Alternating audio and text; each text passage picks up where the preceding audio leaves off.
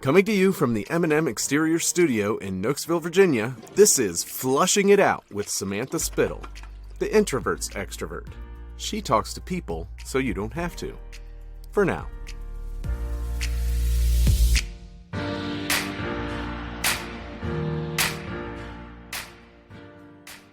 Well, let's jump in. I would love to hear more of your story and, kind of this journey of traveling and what kind of this experience has been for you. So Cecile Blot, thank you so much for joining us. Of course. Pleasure to be here.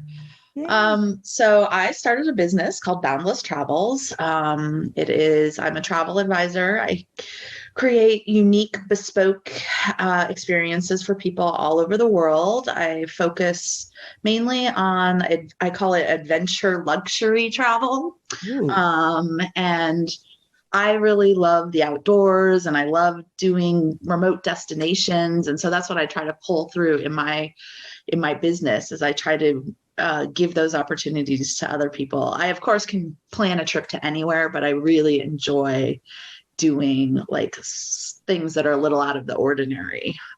So my background is I've worn a million hats, and I've really always struggled as an adult of, what I want to be when I grow up. And I had Yep, and I've just never really had a traditional life. And I've always loved travel. Travel came into my life at a very, very young age. My father's French and lived all over the world. And so I started traveling when I was very young, and it's just something that, I've always done. And, I went backpacking in Europe after I graduated from high school. I did a year abroad in high school. I backpacked around the world for 10 months after I graduated from graduate school. And, it was something that I never outgrew, I just never, I never got married and had kids and stopped traveling and put it on the shelf. Like it was, I'd have a job and then I'd quit it and go traveling for 3 months. And my friends are like, when is this going to stop? And never, not why? It hasn't yet. Why does it have to? Yeah. Why does it have to?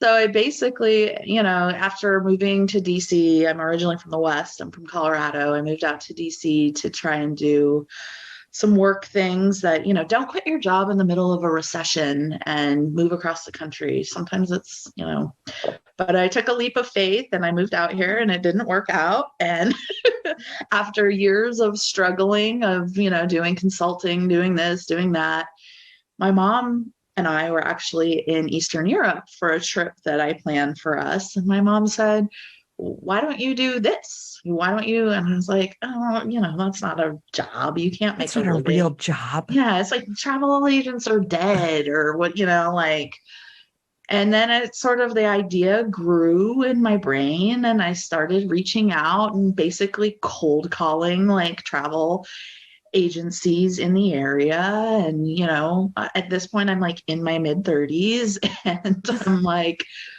basically trying to figure out, how do you do this? Just because having a love for travel is not enough.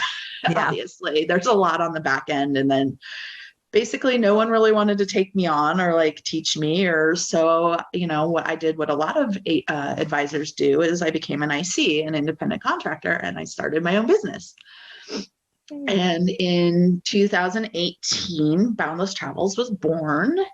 And, it was the very end of the year. My first client came in December of 2018. And, basically 2019 was a lot of building the plane and flying the plane at the same time. And, I think when you're a business owner, you not only have to know how to do what your business does, you also have to learn how to do marketing and accounting and tech and, all the things, pieces. Yeah. All the pieces. And so that was quite, some things easier than others. And, reaching out to like my friend that's a tax attorney, my friend that's a graphic designer, like help, and oh yeah, learning to do things and learning when to pay people to do things that you cannot do. And, basically 2019 went great, as a building, and I had a few clients and I started to build and it was going really well. And then beginning of 2020, I had already more travel booked than I did the whole year of 2019. I remember in February being like, I'm so busy. There's not enough time in the day, blah, blah, blah, blah. Business is booming. Yeah, like it's going to be great. Like travel is just out of control. And then we all know what happened.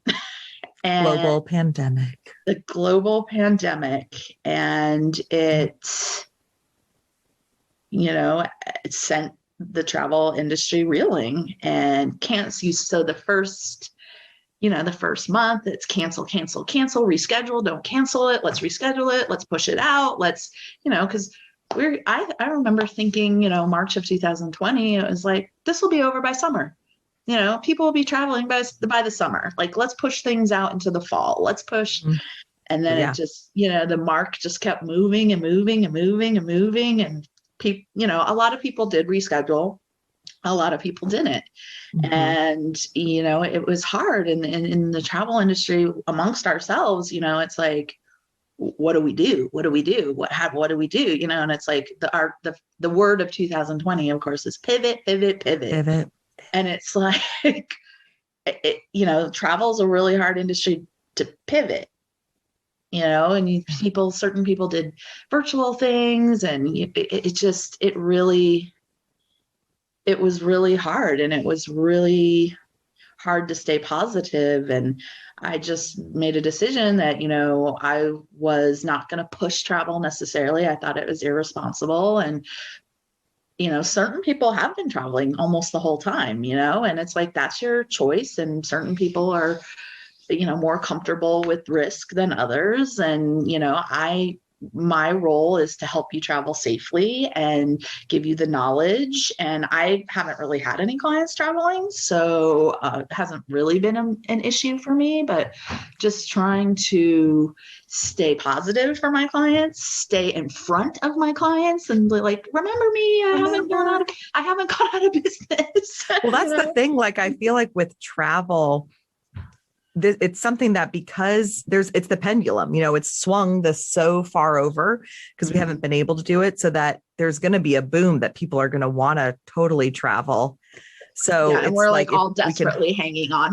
Like just hold on long enough. And don't pivot. Like, I definitely have colleagues that have clients that are traveling, but it's also, it's getting better now with the vaccines, but like last fall, when people are trying to travel, and then the COVID test went in, and then, like canceling, or you test positive the day before you go. And it's just like, and there's going to be chaos from a business perspective. It's like, from a dealing with clients perspective, it's like, oh my God, this is a nightmare. Oh yeah. And luckily I didn't really have to, but I'm seeing all my other colleagues and these stories, and like people trapped here, and people, are like, can't go. And it became risky to travel, just like financially and health-wise, obviously health-wise, but and it's like, I don't know. And now things, we're really looking up. I think we're finally at the light at the end of the tunnel, but, and the United States has been doing great, like with our vaccine numbers, but now we just got to get other countries out there, because I was looking at Southeast Asia. Most Southeast Asian countries are like under 1% vaccinated. So it's like, you've got all these Americans are like, all right, Europe just opened for vaccination, and people are like, let us out. And the world is like, oh, okay, wait. Well, you brought up something on our last phone call, and as you were talking, I kind of was putting these pieces together that I was like, oh, I would love to pick your brain about this. So you had said before on the call that you clean this up for me, because I'm going to stumble through it. So you tell me what you said if you remember. But it was basically like, most of the joy in traveling is the pre-planning of it, like the preparing for it, the thinking, the anticipation. And so I'm wondering, I was listening to you traveling so much throughout your life in different stages. A friend of mine, she actually was a past podcast guest. She had struggled with some mental health, some really deep depression. And she shared a story about how she traveled by herself after she hit a really low point, and it was so healing and therapeutic. And so, we were talking kind of before we got started on the episode today about we're in a weird time. Like no matter what, everyone's sick of the pandemic, but it's it's reality. It's like we're in this weird time. And, as you just said, the world is starting to open up, but it's still going to be a while. Everyone's comfort levels and just availability or ability, I guess just ability to travel is all different. It's all over the place. So I would love, though, to kind of dig in deeper to how traveling can be therapeutic, because then people can do, if a luxury vacation, I mean, believe me, that's on my goal poster. Like that's what I want, kind of some great, experience. But even any side kind of trip, because that's why I loved what you said about the joy. It's almost like that joy is in the journey. The joy is in the planning. And so how can we use travel to heal throughout this crazy time? I feel like it's just building on what you said. It's just like, well, pandemic or not, like if you've got something on the books, if you're like, I'm going to Tahiti in 6 months, it's like something to look forward to, and it's something major to look forward to. Like it's so exciting, and reading articles about Tahiti or looking at and I'm just using that as an example, but I think I'm happy to go there.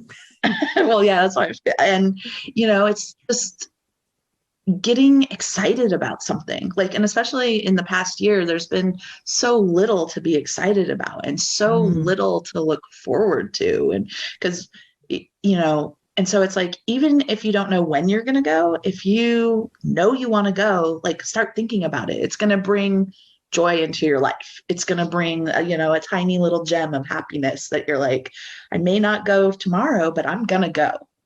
And that's what I try to always impart on my clients too, is like, I think if we've learned anything this year, it's like, don't wait. Don't wait. You never know what's around the corner. And like so many people, like you just said, it's on my bucket list. It's on my, there's so many people that want to do this or want to see this place or want to take somebody somewhere or whatever, and it's like, do it. Like start doing it now, start thinking about it. And, even if you go in a year, or even if you go in 2 years, it's still, you're going to have the anticipation of that. And is going to be a little nugget to carry you through, like, because you may be like, oh, I'm having the crappiest day. Oh, I hate my job. Oh, I hate my children or whatever. But you're like, but I'll be in Tahiti in 6 months or whatever, it's like, there's something to look forward to. Yeah, that's awesome. And I do think that's just the anticipate.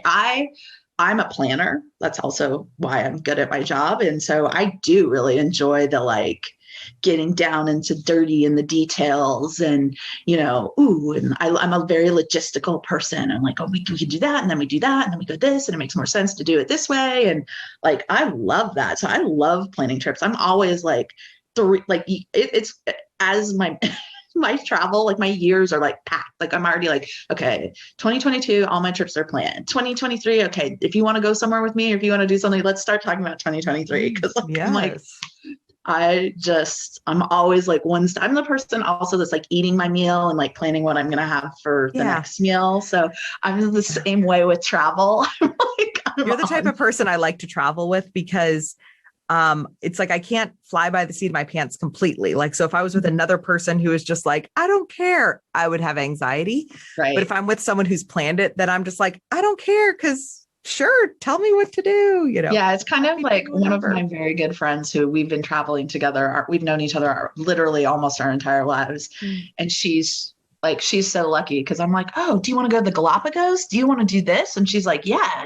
And she just shows up and gives me her credit card, and that's it. Yeah.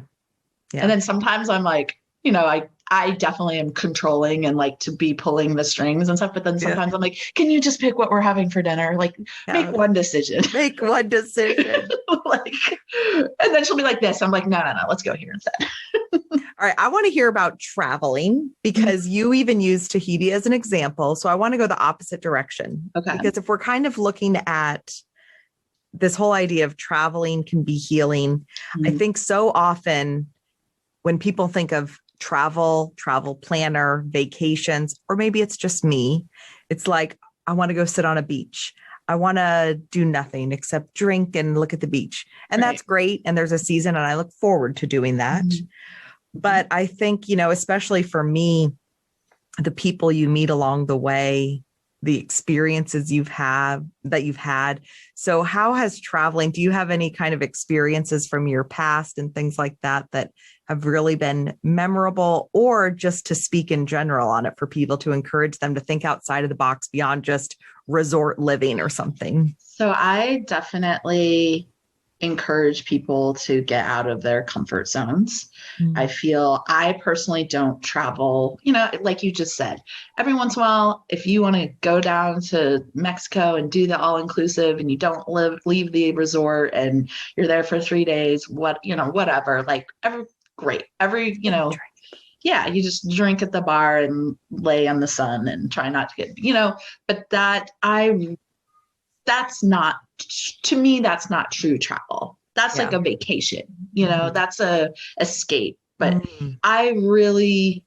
the Dominican Republic is a really good example of a country like this, because most people go to the Dominican Republic and they don't leave their gated resorts, and that's it. They go down there and there are tons of them down there. And that's, you don't see anything in the country. You don't see any locals except the ones working there who have to be nice to you and have to, and I went, and my friend, actually the friend I was just talking about, we didn't go to a gated resort. We rented a car. We drove through the country. We went and stayed at some amazing places. We stayed at a treehouse lodge.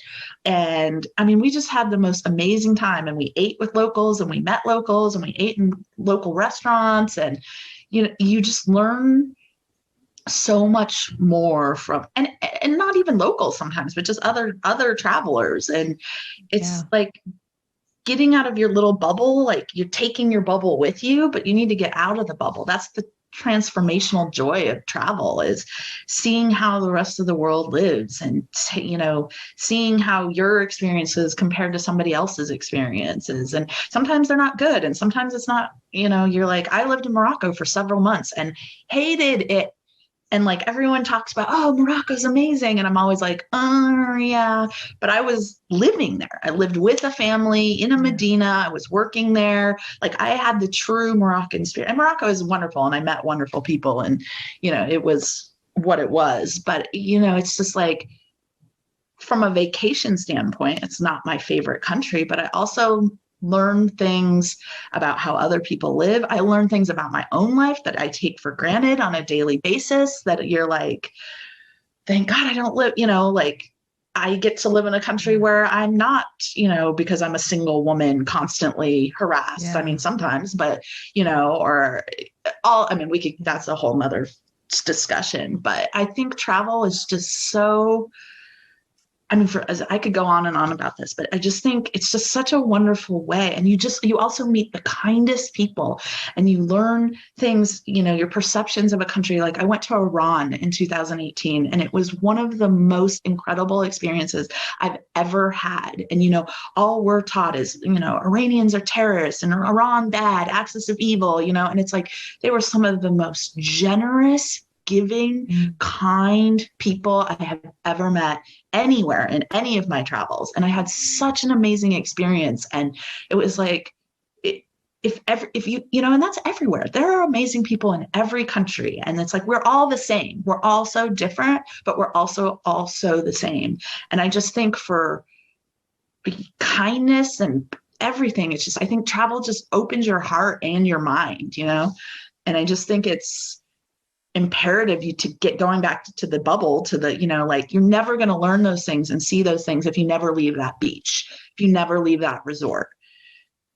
And so I like to encourage that in my personal travels and in my business. Like I said, I want people to get out of their comfort zone, feel the flush of adventure, whether it be because you're actually like on a cliff, or just because you're somewhere new, or you're somewhere a little and not unsafe, but like uncomfortable, like and I guarantee you, those are the good stories. Those are the better stories. Like, every one of my hilarious, or not everyone, but a lot of my travel stories are like, that are hilarious, that I remember, are like the bad experiences, or the experiences that you're like, I can't believe I'm doing this, or like, I can't believe she talked me into this. Oh, well, then share one with us. It's so funny. Like that's the whole idea of when I started the podcast, it's like the things that happen to us that are like the craziest.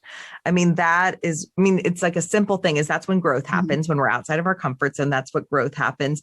And it's funny because like, I remember hearing something too about when you take a vacation, sometimes the shorter they are, the more memorable they are and the more experiences you have.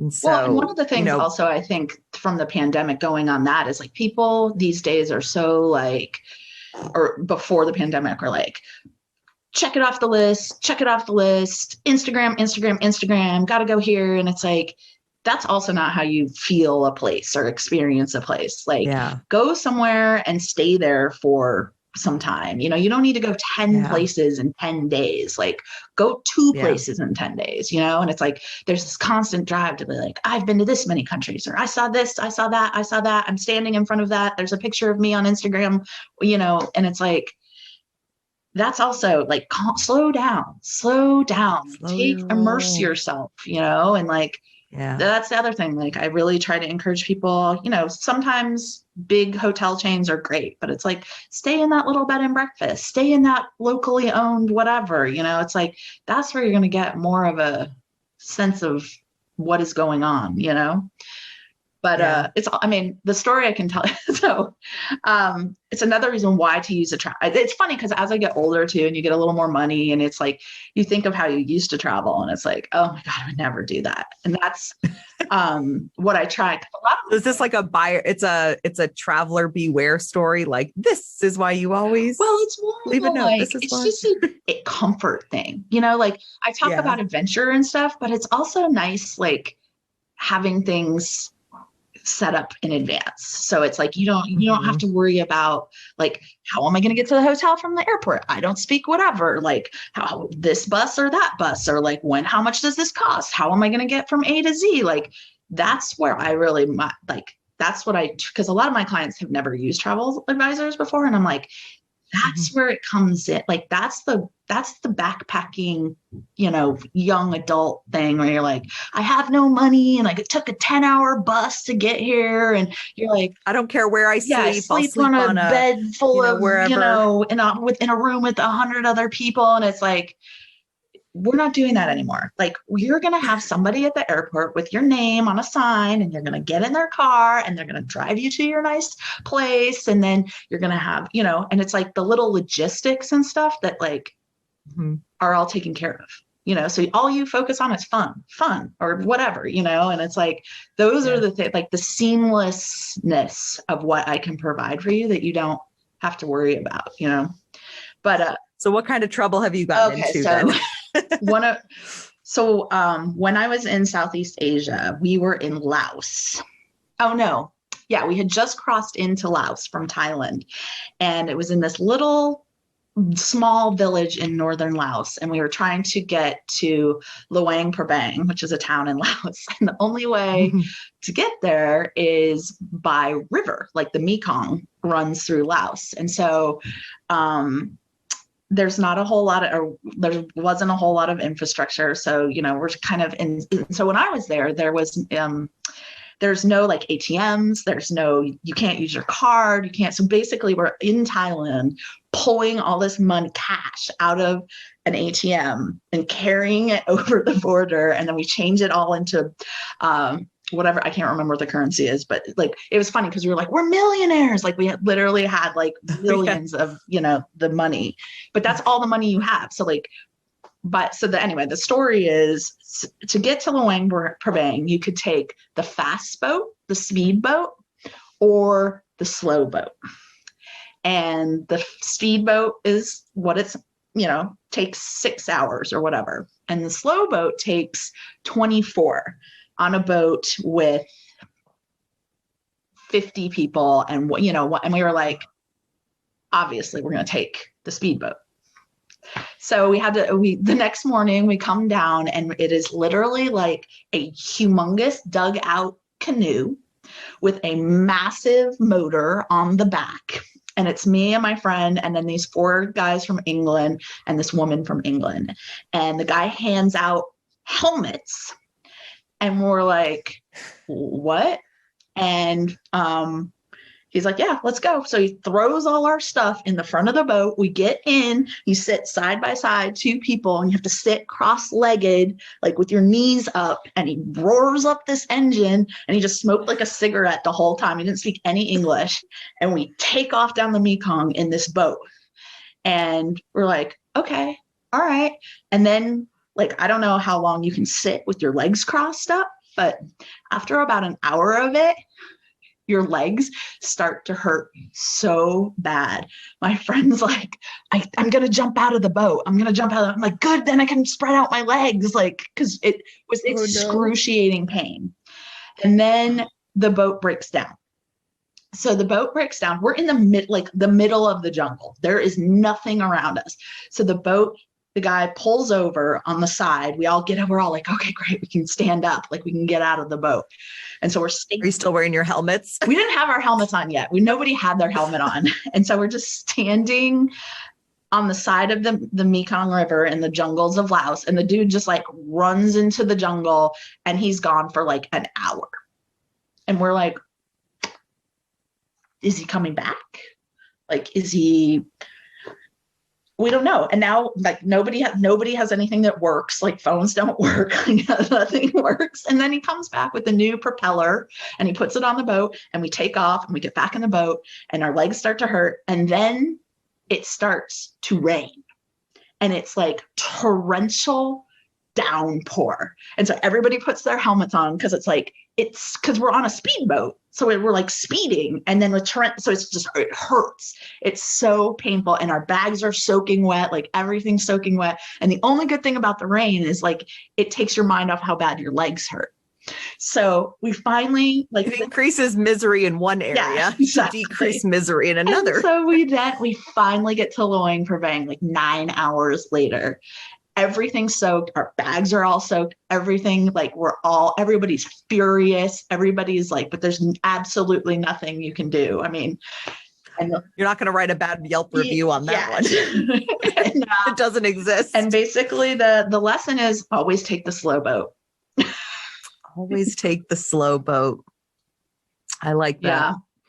Always take the slow boat. And it was, but it's like I will never forget that experience. And I tell people, I mean, people's reactions are horrible, and it was awful, but it's like so memorable and so funny in retrospect. And like, what a crazy situation to have yourself in. And like, always take the slow. But you made it through. To me, like, anytime I'm experiencing something, to me, it's always, this will be a great story. Mm-hmm. Like, what a great story. Because if everything goes accordingly, we have no good stories. Right. It's always the craziness that starts the good stories. So, but if you use Boundless Travels, I'm not going to make you take the slow boat or the speed boat. Not going to make you. Exactly. That's my silver lining, find humor in the crazy things. But like you said, like, we're getting older now. Yeah, I don't really want to. No, I can't even imagine now. There was no way. I would be like that Karen that would be like, "Stop the boat! This is ridiculous. Take me back." Like.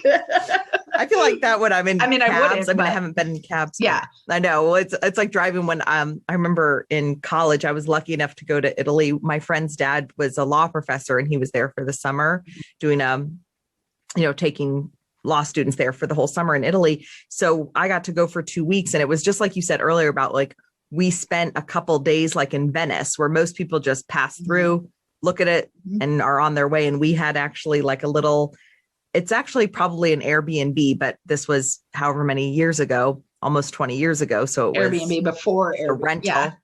Yeah.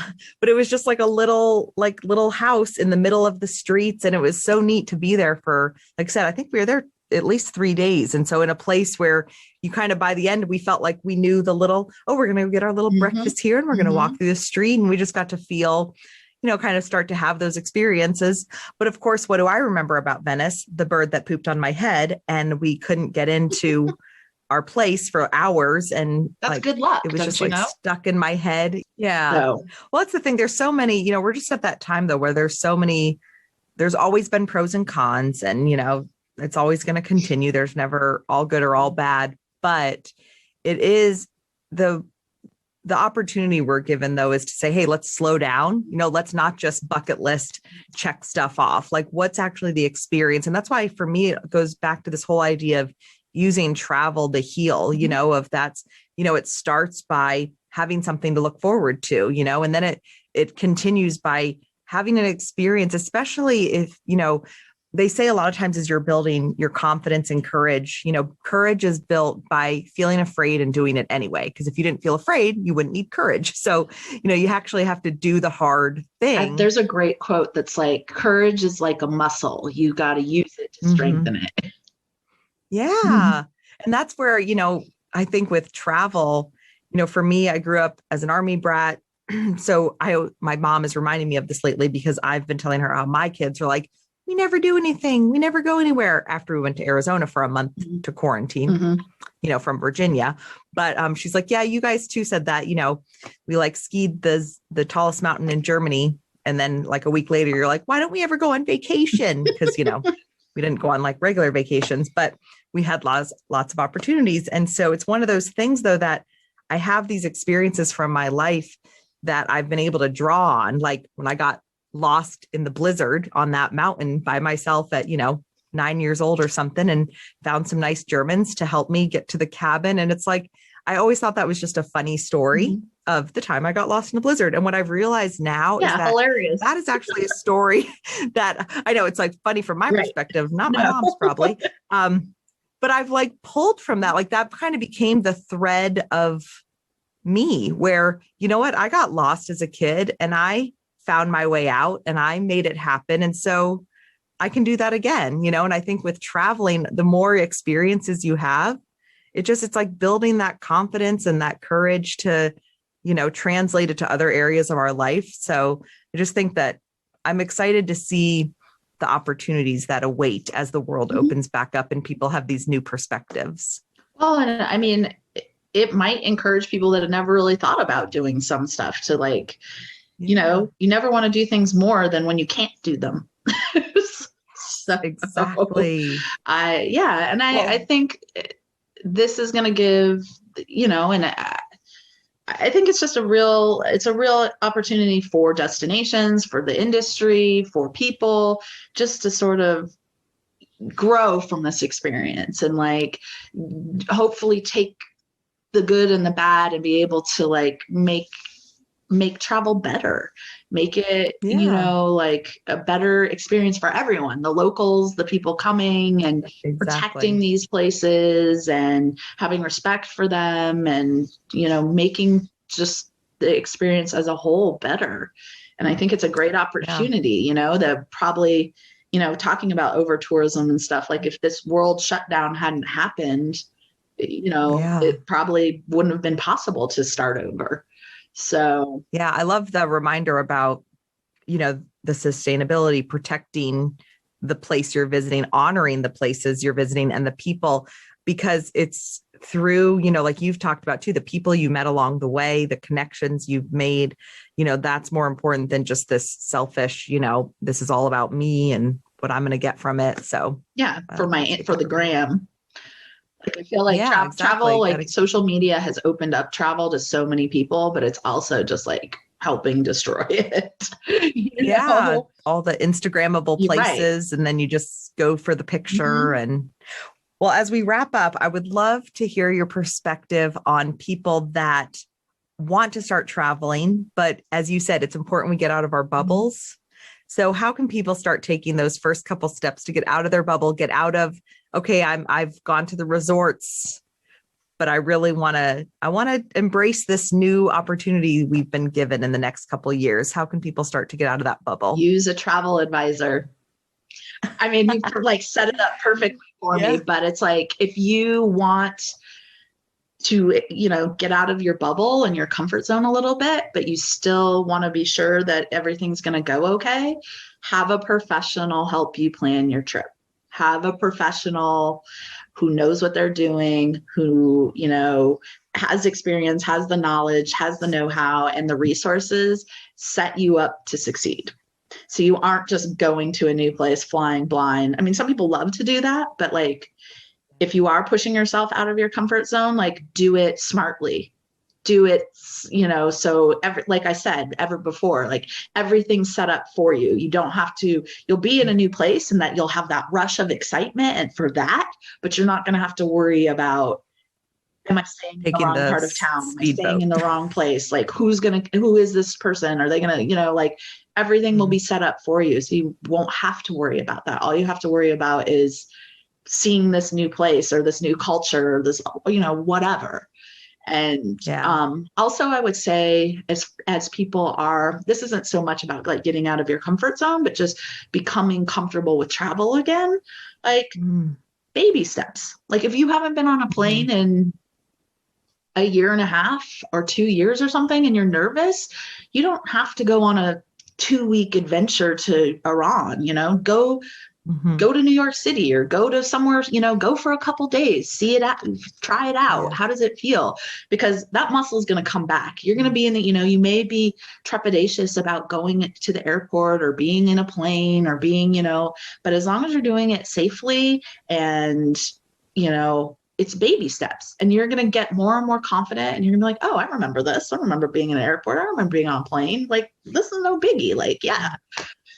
So that's great advice, because I think sometimes we underestimate the anxiety that's kind of lurking after such this weird season. Yeah. So I appreciate that. I'm going to ask the hard question because I know people are thinking it.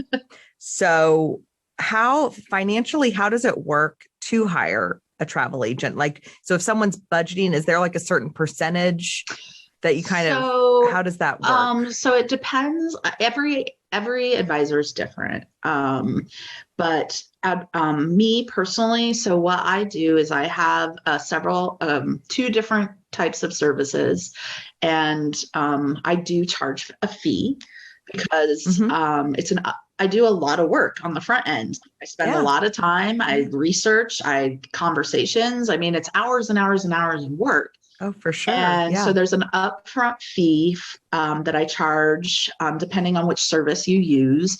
And then that's non-refundable. You give that to me. I plan the trip. We go, we plan it together. We do everything.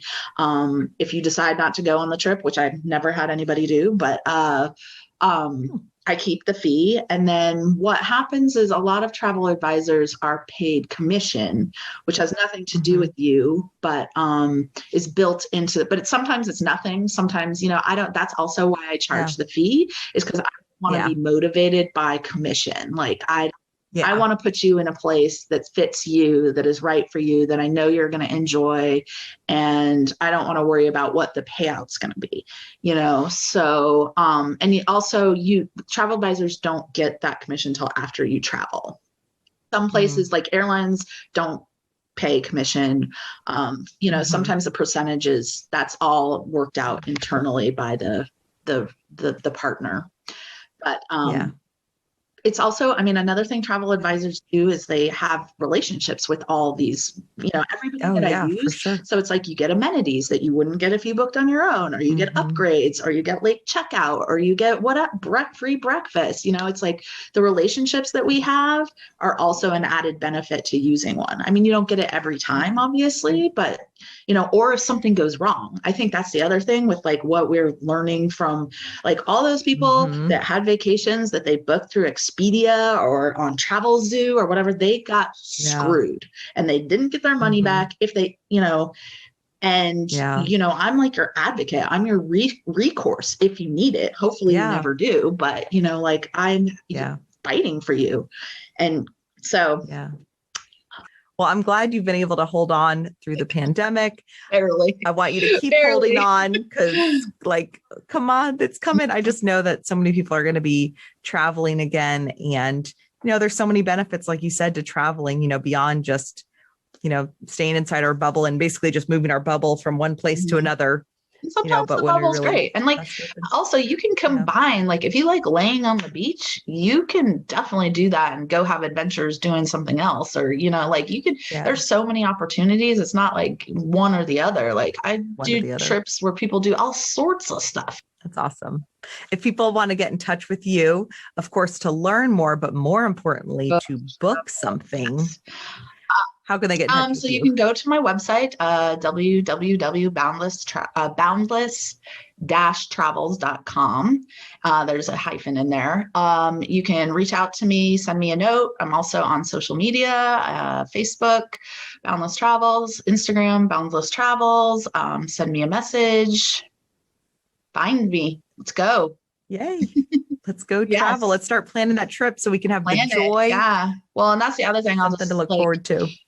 Talking about all this pent up demand for travel. If you are thinking that you want to go somewhere next year or in the near future, you should start looking into it, because there is a lot of pent up demand and things are filling up quickly. So yeah, even if it's a year away, get it. I mean, and I advocated for this before the pandemic, like book sooner rather than later, because you want to make sure you get the room that you want at that hotel or whatever, like, because if you wait till the last minute, you're sometimes compromising something you didn't necessarily want. But yeah, that's a great point. Yeah. I always have like commitment issues. Like, am I really going to follow through with it? But once again, as I get older, I'm like, oh wait, I want, if I know I want this, why are we putting it off? We might as well. And if you book it, then you're like, you can't do that anymore. You can't seesaw. You're like, no, I'm going. Not like, should I need to go get my passport? You're like, no, I'm going. And it's on the books. I'm going. And I've paid a deposit for it. So I've already paid for it. So, all right, with that's it. We have to get our passports. Yes, we're getting our passports. Definitely. Awesome. Well, thank you so much. Thanks for sharing your insight. Yeah, this is really fun. Thanks for having me on. And that's a wrap for now.